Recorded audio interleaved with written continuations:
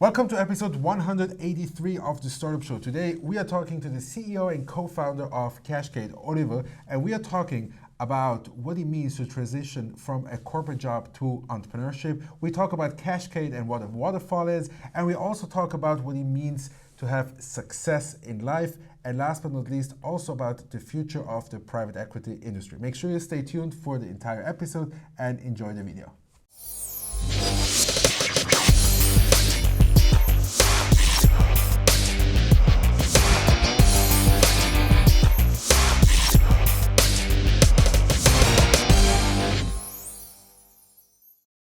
Welcome to episode 183 of the Startup Show. Today we are here back at the studio and I'm very excited to meet with the CEO and co-founder of QashQade. Oliver, welcome to the show. I'm really excited to have you. I have been following now QashQade for about 6 months and I'm really excited to have you on the show now. As usual, you get about 30 to 60 seconds to introduce yourself so everybody knows who you are. So maybe please take it away and let us into your world. Thanks, Cedric. Glad to be here. Yeah, my name is Oliver Freigang. I'm the CEO and co-founder, as you already said, from QashQade. My background, we started the company in February of last year. I'm probably not the average startup person. I'm slightly above the age that you would normally have at some of the other founders you have. But that was the opportunity I had, and therefore I wanted to take it. I worked all my life in the financial service sector. I was literally a bit tired of being told what to do. And as an entrepreneur, you can basically take the reins in your own hand. And that's what I did. My background, as I said, I used to be at UBS, used to run a business at UBS, which was sold to private equity. That was my first experience, not necessarily the best one. Was the CEO of this business that was sold, was then kicked out. And we started then my own business. And now we're here. So I want to dig a little bit deeper because, we always do a little bit of a background research or ask the audience what they're interested in hearing from you. A question that came up several times is this transition time moving away from this corporate world into a startup mindset. Mm-hmm. So maybe you can elaborate a little bit into how this felt for you and what was the experience for you of this transition time? In all fairness, I didn't think it was such a big step. I always felt that I have an entrepreneurial spirit. This was always something that I used to try to do in the corporate life. I always was lucky to pick a job where I had a chance to grow, and I wasn't necessarily in one of these jobs where you get a lot of attention. So it was more like in a little bit lower ground, and then you could build it up. So almost felt a bit like an intrapreneur than an entrepreneur. Yes. The big difference being that you get a monthly paycheck, a quite nice one, and certain responsibilities you can kind of hide behind. Yes. And I would say that's probably one of the transitions you make, that suddenly when you are starting your own business, you have to take care of a lot of things that were taken care of by someone else. Mm-hmm. But to be honest, it's a lot of fun because you also decide your own phase. You decide when you want to work. You decide, what type of politics you want to have, what type of culture you want to build, and that is something that very often is kind of already given in a corporate life. Mm-hmm. What was this motivation to start then your own company? You said you got kicked out of the company, and then you said okay, now is your time to start something, or how does this the idea and let's say the motivation come together at this point? Basically, the business that I used to run at UBS was sold to a private equity firm.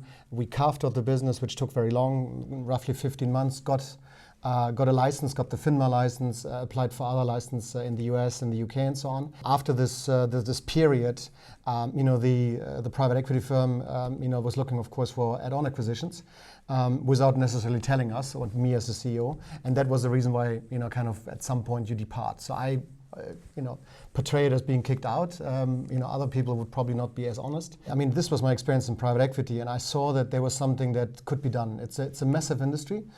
Most people don't know about it, and that's kind of the exciting one. And when I met my other co-founder, who has a very strong technical background, we sat together and we noticed that there is a demand in the market for something that should be there but isn't there, that is done in Excel, which are these carry calculations. Yes. And that was, when we said, look, we discussed it, And at some point we said, look, let's give it a try. And why not now? Why wait? Yes. And that's basically, so there was a combination between someone who has a very strong technical background and someone, like me, who has the business background and a little bit of the financing behind him. Yes. So it seemed to be a perfect fit. And in all honesty, I mean, we are now on this road for 18 months, and I couldn't imagine having a better partner than Gregor. I mean, like now when you look back at this transition time, and you say like, okay, like this is like what it means to be an entrepreneur. Now, what is it that you appreciated so much versus like being hired in a corporate? I meyou are responsible for yourself. Yes. You decide your own face. I don't think there's anything else to say more, because it is really, it's like, if you get up in the morning or you go to bed, and what you do is like you eat and breathe your business and your company, and it's a challenge. It's a lot of pressure, because as probably many startups, we are not at the point where we have made these millions yet, and, yes. and we can kind of lay back and and employ hundreds of people, but again, it's what who and what you're doing it for, and you can also decide what culture you want to implement within your organization, and effectively you are only, in this case, I'm only responsible to kind of the shareholders, which the majority is us, and my business partner, right?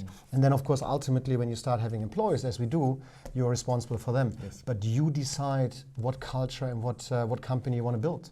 And that is something that, again, you don't have. I mean, when I worked at UBS or at any of the other organizations, it was something that was already there, which I was very, very grateful for when I started, But at some point, and for me a bit later than for others, I wasn't ready to do this when I was out of college. I was scared and I wanted to have a safe job, right? So I'm very, I have a lot of respect for people who come straight out of university and do something like this. But of course, the risk is totally different than for a guy like me, But even with all of the package around it, I think it is, I always wanted to do it, and that was the time to do it. And therefore, for me, the transition wasn't there, because it was always in my mind. Yes. And I always thought, kind of, if I could find this one product or company that I could do a turnaround, I do it. Yes. And then if the chance presents itself, it's almost like, if you don't do it, I didn't want to look in the mirror in 10 years and say, I had this opportunity and I didn't do it because I was scared shitless, right? Yes. Let's talk about your startup. Till now was all introduction about yourself. Let's say, give all of the audience out there QashQade pitch, that you're telling them exactly what you guys do. QashQade is a fintech startup. We are headquartered in Switzerland, in Zürich.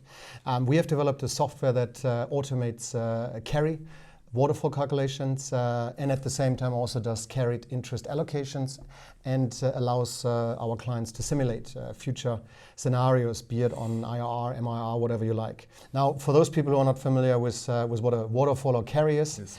It's basically the split between the investor and the fund manager on the proceeds that you earn on a fund on any given deal, for example.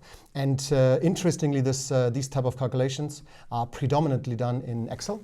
And in this day and age, we felt that there should be a way that you automate it. Many people apparently tried. Nobody has mastered it but us. So that's basically what we do. We have built, kind of a software that, is a self-service tool. Mm-hmm. So you don't need our support to do it. You basically, use the software either on premise, or you can use it as a SaaS solution, depending on what you prefer. And then, we of course help you during the implementation stage. But from there on, you can basically, use it yourself. And it's a very user-friendly, easy-to-use, software. Now, you addressed like this waterfall and the carried interest. I want to dig a little bit deeper, because I think this is a rather new concept for a lot of people, especially if you're not so much into the venture capital and private equity world. But maybe you can explain briefly, what does the industry kind of like look for? So like we have these private equity firms, all of these funds. What is their aim, and like why do they need like such a software? Mm-hmm. So when you look at the kind of the normal way of what we describe waterfall, and the reason why it's called a waterfall, because it's basically the funds flow from one bucket to the next, like it's cascading downwards. So normally when a fund decides to go out and raise money, in order to then make investments with this money into startups, into other firms, real estate, whatever. They're going to the investors and they're saying, look, the first thing whenever we pay out the fund is that I'm going to pay back whatever you give me, but then on top, I'm going to give you interest rate, which is, say, normally 8% or 6%, whatever you like. And then, as a third step, after you did both of this, if the fund is successful, you should, then the fund usually says, okay, now the third step we do is actually what we call a catch-up. So I'm, as a fund, getting a bit of, for the hard work I did, get a bit of profit as well. And then whatever is left over, it's called carry, right? And that's why we call it a carry calculation, right? Yeah. Because you want to get to the end of this, right? In Excel, if you have a basic waterfall calculation, it is, quite simple, as most people would say. But the complexity starts already when you look at the interest rate. So how do you calculate the interest rate? Are you calculating it on a simple method, on a compound method? Are you using a required rate of return? Are you actually linking an index to it because the interest rate have been going so much down? Then there's a new tendency now that you actually say, look, I would rather, instead of giving you a fixed 8%, which already is a quite high hurdle to achieve, that's why, by the way, it's called a hurdle, not interest rate, you actually have now more and more funds who are trying to convince the investors to do an index-based or index-linked interest rate, where you link it to a LIBOR or FIBOR, and then you add another 1 or 2% on top, right? Mm-hmm. So to do all of this in an Excel spreadsheet is getting more and more complicated, right? And then the other thing is that depending how many investors you have and how many deals you have, all of this needs to be included, embedded into an Excel spreadsheet as well. Yes. So our software allows you to do all of this, at your fingertip, with like clicking a button, uploading information, and at the same time makes the calculation easy. Our software does the calculation for you. So another big problem, particularly for venture capital funds, is that you might have different, as a fund itself, you might have different investor rounds. So you might say, because I'm raising 100 million, just make a number, I easily get to the first 50, but of course then I'm still missing 50. So you have different rounds, as we call it, of getting investors in. So different time slots. So what usually happens in this case is that you equalize those that come in first, right? You need to make sure that they're all equally treated, right? Not that the first one effectively pays for the last ones as well, right? Because they already came in a year later, they had a lower number of risk, but they get the same interest rate for the same period, even though it's 1 year less, right? So you equalize. Doing this in an Excel spreadsheet is just more complicated, right? And that's why we felt, why not build a software that you click on a button and then you have those type of things, right? And it allows the user to, for fundraising, for investor discussions, have a very transparent discussion with the counterpart, right? Irrespective who it is, right? And that also enables him, say, for the next fundraising process, to say, what if I change certain parameters on my contract with the investor in order to make it more interesting for me as a fund, which is usually quite interesting self-interest, or for the investors itself, right? Yes. So you can model scenarios, which, if you do this in Excel, again, it's all possible, but it's very, very difficult. And Excel is error prone, right? I mean, that's the whole thing. If you look at every statistic you have out there, I mean, there is actually, research out there from university that more than 80% of all Excels in the world are actually incorrect. Okay. And not forgetting this whole alternatives piece we're talking about, so hedge funds, real estate funds, venture capital, private equity, this whole industry at the moment has a volume of 9 trillion assets under management, and it's going to go up in the next 4 years to 15 trillion. So if you look at the immense number and then the risk you face by having erroneous calculations, it might make sense to have like a software for this. It might. Can you explain to me quickly, when we talk about the market or the potential market of QashQade, who are the potential clients? I mean, I think that's more or less obvious, but like, if you can say, like, how attractive is this, for example, for an investor who comes in to invest in QashQade? What is the market potential for such a software? So our clients are natürlich the fund managers itself, so the GPs. Then we also target the investors, the LPs. We actually are currently enhancing our tool to accommodate some of the deficiencies that you have as an investor, but not having a full set of transactions. That is something that is going to come out in January, February of next year. Then, of course, fund administrators. So fund administrators today already service a lot of their clients, their fund managers, and they already promised them waterfall calculations. And they're doing them in Excel, usually with staff who's not as equipped to do it. Okay. And therefore, they are actually a quite interesting market for us. And that's some of the clients we're having at the moment. And then I actually think that ultimately, it's also the law firms.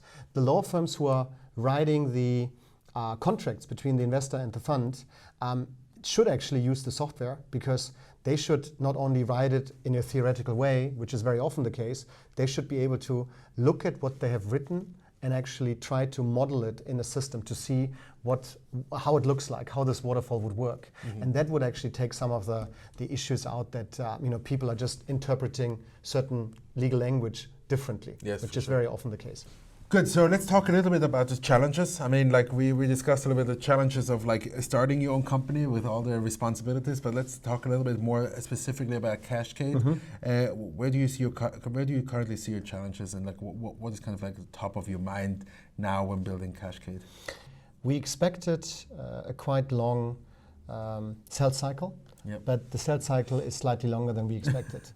You need to convince the users to get away from the Excel, which Excel is a tool that is free, even though we are not charging a lot, but we are charging something for the tool. The problem is that people are used to what they did. It's usually one individual who understands all the calculations and is highly convinced that this individual has done everything correct, of course. So you're trying to convince someone of something that he, in his opinion, already has her opinion, right? So that's one thing. That's why the sales cycle takes time.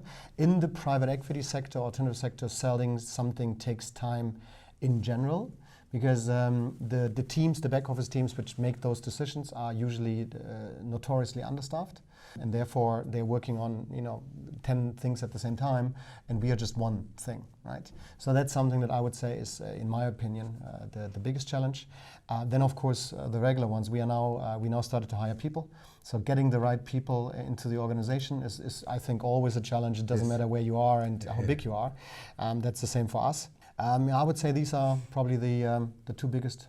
Let's talk about the achievements. What have you done so far? Like I saw that like on your deck, it said like that you started off with having one client already, if I saw correctly. Yeah, that's a year ago, yeah. Yes.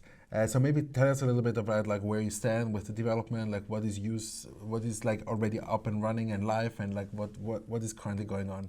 Yeah, I mean, we have since May we have a full-fledged software that works. So we completed beta and alpha and so on. Now have clients on the platform.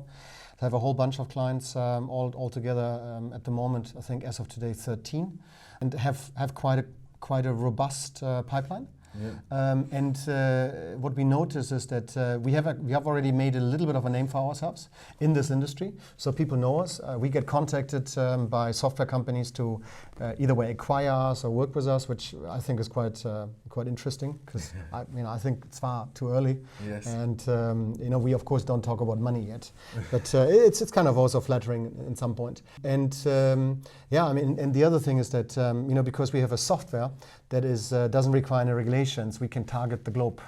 And we expected that Asia would pick up faster. It didn't happen yet, but interestingly, even though we haven't done any marketing in the US, we actually have won our last 5 clients in the United States. And we are getting more and more traction. The sales cycle in the US is shorter. They seem to be, as in many things, a little bit ahead of the rest, and are therefore understanding the issues. And they have already been confronted with erroneous calculations, and therefore are looking for a solution, just haven't found anyone. So they are actually looking at us quite interestingly to see if we can resolve it. So let's look at the future, the next couple of months. What have you planned? What is kind of like the roadmap ahead of you? I mean, from the product development side, in our next release, which is in January, February of next year, we are going to build out the investor tool, as we call it, and we also are going to build interfaces to the different fund accounting software packages, like an Investran or an eFront, whatever the names are. And then, of course, we are hiring now, or 2 of our new team members are starting here in Zurich this Friday, so 1st of November, and basically bringing them up to speed that they can pick up work. That's about it. Winning clients. I mean, that's the most important thing. Having a stable platform and winning clients. Let's talk about a little bit more about the private equity industry. I mean, like you told me, like everything is kind of like old-fashioned still, where they use Excel. But maybe you can elaborate. And by the way, this came from our common friend in the US, who said, like, why is it so important that like you have private equity in the startup world? If you look at the whole area, how you get funding, right? I mean, most people don't have the don't have a few $100,000 or a few million lying on the bank account when they start their own business. Yes. That is usually a rare thing. So you need someone to help you funding it, and usually it should be the banks who are doing this. But the banks are heavily regulated and therefore are not willing to invest in risk capital as much as they should do, in my opinion, right? At the same time, in countries like Switzerland, maybe some people are listening, but I don't believe that Switzerland is necessarily a front runner on government support on startups, right? Okay. So, I mean, there are some places like the ETH and so on, which are doing something and it's fantastic, but that's very insulated to certain areas, right? So if you are like us coming from the outside, yes, it is very difficult to get funding. And one of the sources that you can get funding is, of course, private equity venture capital. And I believe that there are multiple things where they are important, but that's one of the main reasons why they are basically existing, because they are willing to take risk. They're willing to invest in the business. They are taking a quite high margin on this, of course. But they can help you push the business forward. Sure. And therefore, they give you expertise. Normally, they should give you expertise. They should give you a network. They should help you also streamline what you're doing instead of, as many founders are, maybe on, you want to do 10 things at the same time. Focus on one that works well, or maybe two. And that's something that private equity venture capital can do very well. But what would you say, like now you have a certain vision of what private equity should look like in the next couple of years.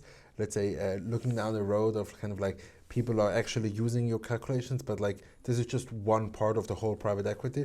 Where do you envision the private equity industry in the next couple of years? I mean, you mentioned a few minutes before that, kind of in my view, so you put the words in my mouth that I think they're a bit, old-fashioned. The private equity, firms are investing in the newest technology. So they are the front runner on robotics, machine learning, AI, and whatever you have, right? So they're investing in these products. At the same time, they still use Excel, right? So that's where I'm coming from, in a bit old-fashioned. They're using a lot of modern technology in some ways, but they're not necessarily using it in everyone. And I think, and I can see that this type of digitalization is going to have a massive push. The other thing I believe is that because there is so much money in this industry and there's more and more liquidity, getting in. I mean, where do you, if you are a pension fund or you're an investor, where do you want to get your rate of return? You want to get it from your bank account? I mean, if you put negative interest, if you put $1 million in a bank account at Credit Suisse, you pay negative interest, right? And the number probably goes down, right? So. It's not necessarily very attractive. So you are almost forced to go for an alternative product. And private equity funds, maybe via different ways like Moonfair, which allows you to invest in lower tranches, are giving you this opportunity. Mm-hmm. So liquidity is there, right? Yes. And it's massive. So what I think will happen is that regulations will also come into this industry. Mm-hmm. And I think that's going to happen fairly soon. Because at some point, stronger regulations than what we are used to right now will have to impact this industry as well. Mm-hmm. Let's talk a little bit about the ecosystem here in Switzerland. Maybe you can elaborate a little bit. I mean, like I think you consider yourself a fintech, if that's correct. So how would you consider, let's say, the local ecosystem support that you get, let's say, within the fintech industry? In all fairness, we are not that much playing in the Swiss market. We looked for clients more like outside of Switzerland, Germany, UK, of course. UK is London is the hub for private equity in Europe, and then now recently, more like Asia and the US. So for our space, I mean, there is a whole set of private equity firms that we talk to that are actually invested quite heavily also in the Swiss market, be it on the venture capital side, be it on the private equity side. But in all fairness, we don't really see that much of the Swiss ecosystem. I would like to see you don't feel the support. Yeah, that's basically. And how is it about the fundraising? I mean, we are not going through a fundraising round at the moment, but I believe it shouldn't be a big problem to actually raise money. Yes. I think the product needs explanation. There's others that are a bit of kind of the easy ones, but this one actually we can show that there's a market for it or demand for it. We can show that we have a track record. We have a ready product that already has clients on it. Yep. We make revenue. I mean, from what we know, we get contacted by people who want to invest in the business. Oh, really? So be it kind of software companies, be it private investors. So. I mean, it might sound a bit arrogant, but I don't necessarily foresee to have the biggest problem in fundraising. I think there again, if you go through a fundraising round, don't think that you get the money in a week, right? Yeah, it's something that I think you need to plan at minimum of 3 months, right? And probably more between 3 to 6 months just to be on the safe side. It also depends on what you're asking for, right? If you ask for 10,000, it's a bit easier. If you ask for 10 million, it's a bit more difficult. Right? Yes.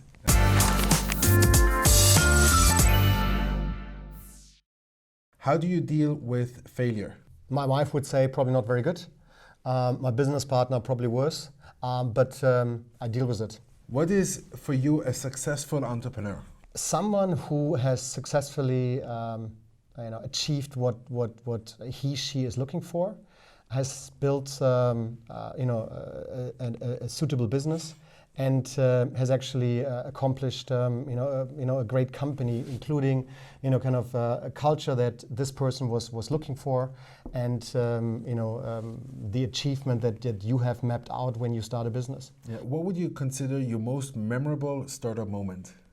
The beginning, when I went to the share register and signed up for the company and basically registered the company in the share register, because never done it before. Yes. And at least not in this way. And this was definitely a great product, a great moment. And then I would say the one on the same level is when you actually see the product working. And what would you consider your biggest regret? Biggest regret that I haven't done it before. I should have done it not a year and a half ago. I actually should have done it 10 years ago. And what would you consider success in life? Be happy. I mean, I think I'm a very happy and very successful person. I mean, I have a lovely wife, great marriage, 2 young kids, and I now had the chance. I had a great career, made good money, and basically, I'm still healthy, right?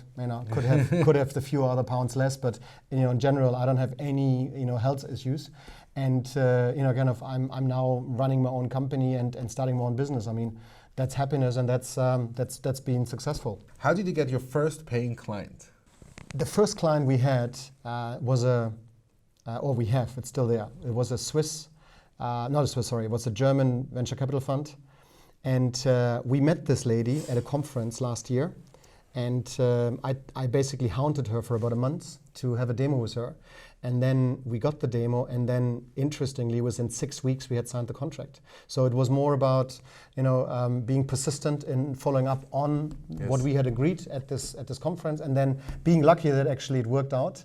And then I made the effort. I went to Hamburg because it was a client in Hamburg, and presented there in front of her and her team.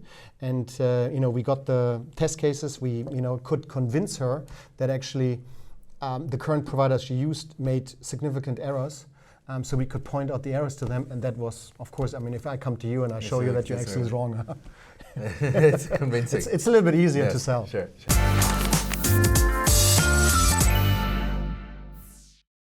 When you start whatever it is, then do it, be passionate about it, and accept that there will be challenges, maybe failures. You have to overcome them, right? And lots of people have already talking about, it's not about falling from the horses. It's basically how fast you're up again. But that's the way that I live it, that I live my life, and I think that's the way you should do it as well. And that will get it. It's not about, it's about hard work. It's about having also the luck of being at the right time at the right place. But ultimately, kind of if you don't. Kind of take the challenge. If you don't risk it, you're not knowing where you will get. I think everybody tries to be at the right time, at the right place. That's something that I don't believe you can really that much influence, right? Because I think that with QashQade, we have been probably extremely lucky that we came out with a product exactly at the right time. If we would have come out with our product 2 years ago, it would have been even much harder. But now the industry is changing, right? So there's more and more pressure from the investors to come up with something more automated than Excel. So, you can ask me in a few years if I was right or wrong, but I believe that it is the right time. And I can, if you look at, there are of course competitors we have. The competitors can't do what we can do, but they have been around, some of them have been around for 19 years. Oh, wow. We have already surpassed them, but they have been there for 19 years, so you ask yourself, what have you done the last 19 years, right? But I also think that, in all fairness to them, it wasn't the right time, right? And, again, hopefully I sit here in a few years and you will interview me as a very successful entrepreneur who, hopefully, has built a massive business, and then I can tell you if I was right or wrong. Yes, I hope so that's the case. Oliver, you just want my carry tool. Oliver, thank you so much for being on the show today. Thanks for having me. Thank you very, very much. Thank you everybody who stayed all the way till the end of episode 183 of the Startup Show. Make sure you stay a few more seconds so you see who is up next week. I'll see you there and have a great week. Hi guys, my name is Denis Tudor. I'm the CEO and co-founder of Swisspot Technologies. Next week I'm going to talk with Cedric about Swisspot and about the future of Hyperloop in Switzerland. Of course, I'm going to share with you my experience that I had at the SpaceX Hyperpod competition and what the discussion